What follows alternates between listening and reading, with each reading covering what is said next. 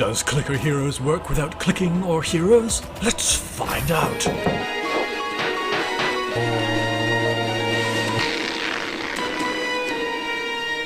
Playsaurus issued a statement in 2017 describing why they had abandoned their free-to-play model, recognizing that such pay structures are somewhat unethical in preying upon those who become easily addicted, and limit creative freedom by shackling what they do to the wishes of the small proportion of big spenders upon whom they are financially dependent. The statement concluded by saying that Clicker Heroes 2 qualifies for a full refund up to a year after launch. I cannot fault any of these moves or disagree on any particular point, especially having fallen into free-to-play traps before. That's not to say the game is automatically good, but it stands on solid moral ground, and I hope it pays off for Playsaurus.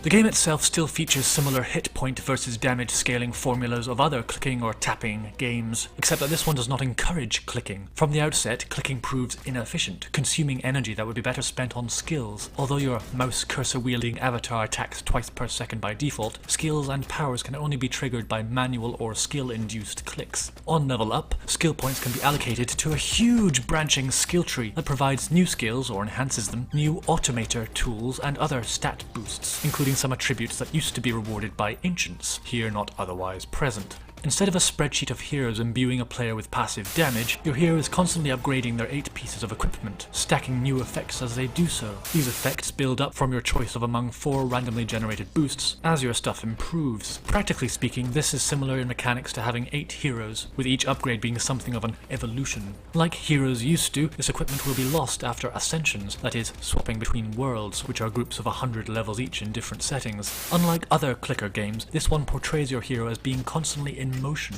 on a grand journey across a vast natural skybridge. This adds to a sense of progression and means that ascensions, restarting worlds or entering new ones, can become a fluid dash across the bridge as your base numbers improve. What first appears like less depth, there are no gods to summon or army of heroes, is down to the new format being so clean and crisp, as well as, obviously, this being in beta. Much of whatever is seen as missing depth appears to be made up for by the enhanced skill tree, skills, and the automator, which can automate equipment upgrades as well as the activation of skills. All in all, I think this will work out in scratching the particular itch that these games do, except without microtransactions. The in-game shop's currency, rubies, here can't be purchased, but are collected from passing fish as before, and can be spent on inessential boosts from a travelling merchant whenever he passes by. But no money exchanges hands. It's graphically much more attractive than Clicker Heroes 1, and the music suits it very well indeed, not to mention that the sound automatically fades in and out as you exit the game window to do other tasks, or say, write up a review while the game continues to run in the background. Not sure it's worth £25 yet, but at least we have until a year after full release to make that judgment, and it's certainly cheaper than clicker games end up being for certain people.